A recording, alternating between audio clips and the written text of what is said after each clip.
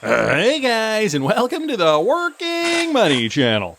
It's over for many scammers. This coming from Vet here. XLS 86 Firewall is an amendment for the XRP ledger that is in development. So bye-bye scammers. It will finally eliminate you losing your XRP tokens and NFTs entirely if you use this functionality. So for those of you guys who do not know, the XLS is a proposed XRP ledger amendment for an account security feature called the XRPL Firewall. This feature aims to provide a customizable automatic security by allowing users to set up time-based spending limits and create whitelists to control their accounts and protect against loss from scams and unauthorized access. The XRPL Firewall will enable users to prevent unauthorized transactions and loss of their XRP tokens and NFTs by adding layers of programmable security to their accounts. And so I think, for a lot of us, that is what we've been waiting for, something that can secure our XRP. I mean, if you guys caught the video I did this morning, I did talk a little bit about the rich list. And so you probably know where you stand if you did catch this morning's video. If you didn't catch this morning's video, I will link it up here in the top right-hand corner. Regardless of if it's XRP or any cryptocurrency, guys, keep your crypto safe. I do have an affiliate link for the Ledger Nano. I mentioned a little public service announcement about that yesterday. I'm going to mention it again today because this is a critical time for us. Our cryptocurrency, in a lot of these cases, is our lifeline to securing financial freedom and a great financial future. And so, wouldn't it be a shame if you lost your crypto to some scammers in the meantime, just as the market was rallying? Guys, I do have an affiliate link for the Ledger Nano product. I've been using it since 2017. I've never personally had a problem with it. I know some people may have differing opinions on that. You can use my affiliate if you want. You don't have to use it. The point being, though, keep your crypto safe on something. I mean, whether it's, I personally like a cold wallet storage solution where you have your own keys. So check it out if that's something you're interested in. We don't want to lose our crypto, especially, since we are about to see, a monumental shift in the crypto space. Zafe Crypto posting this. So apparently the SEC has extended their review of Franklin Templeton's XRP ETF. The original deadline was supposed to be June 17th, but now the decision date has been pushed further with no exact date given. So guys, this is the latest on the Franklin Templeton XRP ETF. They've delayed the decision. They announced it on Tuesday, guys. That marks another chapter in the ongoing regulatory hurdles faced by the cryptocurrency-based financial products in the U.S. This is the latest postponement in a string of delays involving crypto ETFs. Franklin Templeton, one of the largest asset managers in the world, with over $1.5 trillion in assets, initially filed for the spot ETF in February of this year. The proposal aimed to provide U.S. investors with direct exposure to XRP, one of the leading cryptocurrencies, through a traditional exchange-traded vehicle. And the SEC has historically expressed concerns regarding the possibility of market manipulation and security of digital assets in ETFs. I don't know why they're dragging their heels on this, though. I feel like, there have been so many other products that are going to get the green light. I mean, even Bitcoin ETFs now do exist. So why the holdup? They comment here that cryptos like XRP have been subject to volatility in the past. In particular, though, the SEC has raised alarms about the potential for manipulation in the digital assets market, especially in light of recent volatility and issues surrounding the liquidity of assets like XRP. Well, you're never going to have a mature market unless you can have an avenue for people for institutions and retail to come together to buy into these crypto products. And the volatility is due to lack of liquidity. And this is the thing that Ripple's always wanted too. They've wanted XRP to become more liquid so that it can be a more utilized cryptocurrency product. And they've been, they've been doing a great job of doing this. And having these ETFs is another avenue for liquidity. So I don't understand. I don't think that that's the reason. I don't think it's the volatility necessarily. But there we go. They are, I guess they're delaying one in particular. All the other ones, though, it doesn't seem like they're delaying. All those are going to be happening by mid next month. So going to keep an eye on that. Chad Steingraber with another piece of Franklin Templeton news specifically. They've just forged a new partnership with Binance. Franklin Templeton and Binance are harnessing blockchain tech to create solutions that merge the scale of traditional finance with the speed and accessibility of decentralized markets. So this is a pretty big partnership. Binance, the world's leading cryptocurrency exchange by trading volume and users, and Franklin Templeton, a global investment leader with $1.6 trillion in assets under management. They just announced a collaboration to build digital asset initiatives and solutions tailored for a broad range of investors. The firms will explore ways to combine Franklin Templeton's expertise in the compliant tokenization of securities with Binance's global trading infrastructure and investor reach. So that is interesting. They're going to leverage Binance's crypto-centric investors and Franklin Templeton's expertise with compliant tokenization. So the goal is to deliver an innovative solution to meet the evolving needs for investors and bring in greater efficiency. I don't know, this could actually involve the XRP ledger. It doesn't say it down here, but knowing what Franklin Templeton's current relationship is with Ripple, I would not be surprised at all. As these tools, here's a quote, as these tools and technologies evolve from the fringes to the financial mainstream, partnerships like this one will be essential to accelerating adoption. And so this coming from Sandy Call, EVP and Head of Innovation at Franklin Templeton. We see blockchain not as a threat to legacy systems, but as an opportunity to reimagine them. And I want to reiterate, Sandy Call is going to be one of the speakers at Ripple's Swell event this year. By working with Binance, we can harness tokenization to bring institutional grade solutions like our Benji technology platform to a wider set of investors and help bridge the worlds of traditional and decentralized finance. Regarding Binance, too, Binance has a record of innovation and innovating first in crypto solutions that unlock access and opportunities for investors. Our strategic collaboration with Franklin Templeton to develop new products and initiatives furthers our commitment to bridge crypto with traditional capital markets and open up greater possibilities. So it looks like they're planning something exciting here. Hope to see that really develop and really kind of flourish as the months go on. And just wondering if this is going to be available in the United States. It just mentions Binance as the parent company. We know that Binance US is available in the United States. Anyway, gonna keep moving along because we've got more Ripple partner news, guys, with regards to Lian in China. They are a confirmed Ripple partner. And guys, they've just forged another partnership here with UnionPay International. The agreement unites one of the most influential brands in global digital payments with a widely adopted international card network, creating powerful synergies and unlocking new opportunities for growth.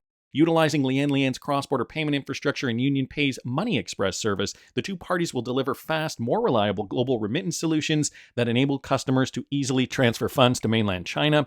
And so this is going to be secure, seamless, transparent, and highly efficient for cross-border payments. In addition, the two companies will further expand collaboration with B2B payments, so business-to-business payments as well. There's going to be virtual card issuance, e-commerce payment collection. Together, they will provide scalable solutions for Chinese merchants expanding into international markets, while also strengthening the connectivity between payment services in Hong Kong and mainland China. So Lian Global, subsidiary of Hong Kong-listed fintech company Lian Digitech. They are also a confirmed Ripple partner. Now they are partnering up with UnionPay, who is the world's most comprehensive acceptance network and partnerships with more than 2,600 institutions. And UnionPay cards are now accepted in more than 183 countries and regions. So they're kind of like a Visa MasterCard company. Interesting to say the least to see this big partnership coming from an important Ripple partner in China. Now, moving to Africa, guys, Flutterwave, a big Ripple partner over there, has now connected with ClearJunction. So Flutterwave, Africa's leading technology company, is today announcing its partnership with ClearJunction, a trusted partner and pioneer payment solution for regulated institutions. So they're focusing on robust technical infrastructure, so making sure that it is robust and holds the test of time. This marks a significant milestone in addressing the evolving needs for migrant workers, so making it back to remittances here. They need dependable cross-border payments for money flows. Flutterwave here is now tapping into ClearJunction's expertise in facilitating cross-border trade payments and treasury services to enhance their support to African countries from the UK and the EU. So those regions specifically where we do see a lot of migrant workers who do want to send money back home. This offering is already available through Swap, Flutterwave's currency exchange platform built in partnership with Wema Bank.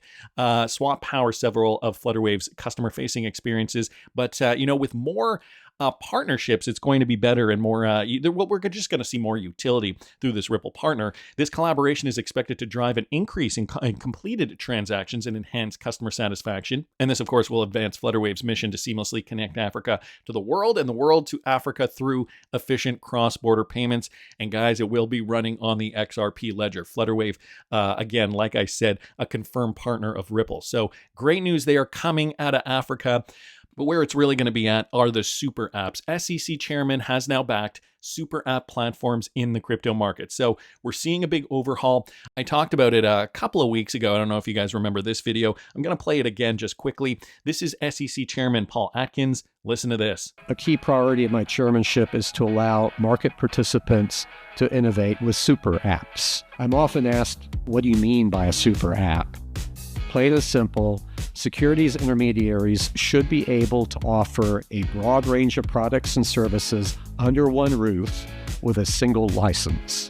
A broker-dealer with an alternative trading system should be able to offer trading in non-security crypto assets alongside crypto asset securities, traditional securities, and other services without requiring 50-plus state licenses or multiple federal licenses. I've directed the Commission staff to develop further guidance and rule proposals ultimately to make this super app vision a reality. A couple of weeks ago, we had just heard the announcement, and I'll link that video if you guys didn't catch that one. But here's Chair Paul Atkins talking about crypto and, the fact that the time has come. As Susan Anthony puts it down here, the Gensler era will be forgotten. Good riddance, Gary Gensler. Thank goodness for that. An invasion of armies can be resisted, but not an idea whose time has come. And today, ladies and gentlemen, we must admit that crypto's time has come. For too long, the SEC has weaponized its investigatory subpoena and enforcement authorities to subvert the crypto industry. That approach was not only ineffective, but injurious. It drove jobs, innovation, and capital overseas. American entrepreneurs bore the brunt and have been forced to spend fortunes on building a legal defense instead of a business. That chapter belongs to history. It's a new day at the SEC. Policy is no longer set by ad hoc enforcement actions. We will provide clear, predictable rules of the road so that innovators can thrive in the United States. Crypto's time has come, and we are just waiting now for that to kind of materialize. And so when it comes to these super apps, let's just get back to that for a second. A super app is a single mobile or web application that combines multiple services and functionalities, such as messaging, payments, e-commerce, transportation, and food delivery into one comprehensive digital platform. So Elon Musk was talking about the X platform being a super app at a point, but if SEC Chair Paul Atkins is talking about it in terms of finance, what could that look like? Unlike single-purpose apps, super apps offer a diverse set of services, often including a core set of features alongside a marketplace of smaller independently developed mini apps or micro apps that users can activate within the main app. This creates seamless, all-encompassing ecosystem where users can perform a multitude of tasks without switching between different applications. And it almost seems like this idea of the super app could be translated into the banking sector. And, if you think about Ripple as that one-stop shop for banking, we've never had that before. It's almost like the super apps of banks, in the form of a company. And so how important is that going to be? Are we going to see, are we going to see this ramp up right away? I talked about it a little bit this morning. There is still some optimism that we could see, the real world utility get tacked onto the spec market. But there are differing points of view about this. And if you guys want to hear what I think, you can follow me at patreon.com/workingmoneychannel. My main purpose is to not round trip my crypto. So if we do see the market decline by another 60%, and if this is in fact just a 4-year cycle again, I want to sell high, buy back in low, so you can follow me. And what I'm doing for this particular bull run at patreon.com/workingmoneychannel, it is only $5 a month. I have rolled back prices, but you got to subscribe and stay subscribed to lock in. Check it out if that's something you're interested in. How big is this going to get though? Water Amy here posting this. Apparently, this is a conversation, a WhatsApp conversation. My co-facilitator is asking what you think of XRP and Ondo. She is raving about that. Now, apparently this is a response from somebody who works at Ernst & Young. Now, the company is called EY. It's a British multinational professional services network, one of the big four accounting firms that provides assurance, tax, consulting, and advisory services globally. They're headquartered in London. EY operates as a network of member firms, with each firm structured as a separate legal entity, and the company rebranded in 2013 and offers services in various areas, including assurance, tax, law, and IT, with the aim of building a better working world. And apparently, guys, this is the response we got. LOL, tell her XRP is the rail to the future of on-chain finance. And FLR, FLR, the project I work at, is what gives XRP utility and yield rewards to its holders. So it looks as though this is somebody who used to work, apparently, allegedly, this is not confirmed by any means, but somebody who allegedly did used to work at EY, now works for the FLR networks. And she's saying here, happy to have a call with her about this. So guys, XRP going to become the rails of the future from a purported former EY employee? Again, not confirmed, but considering what we're seeing with super apps, considering how we're seeing this institutional adoption, or at least the idea of institutional adoption being pushed forth in the United States, we're already seeing XRPL utility worldwide. The meaningful capacity, though, the scalability, the trillions of dollars of money, that's what we really need to see for this to scale up. I don't want to squander this opportunity, though. I'm trying to pinpoint the top of this market based on the factors that I see right now. So follow me at patreon.com/workingmoneychannel if that's something you want to explore. The Working Money Channel merch store is also available for you guys. If you guys are looking to purchase some Working Money Channel merch, I don't know, maybe support the channel in a different way. Of course, every little bit counts, and I thank everybody who has been purchasing the merch over the last few months. Link is in the description of the video. That's just my opinion, but I want to hear what you guys think. Please subscribe to the channel if you haven't already. Like the video if you like the content I'm providing. I always love hearing your comments. See you in the next one, guys.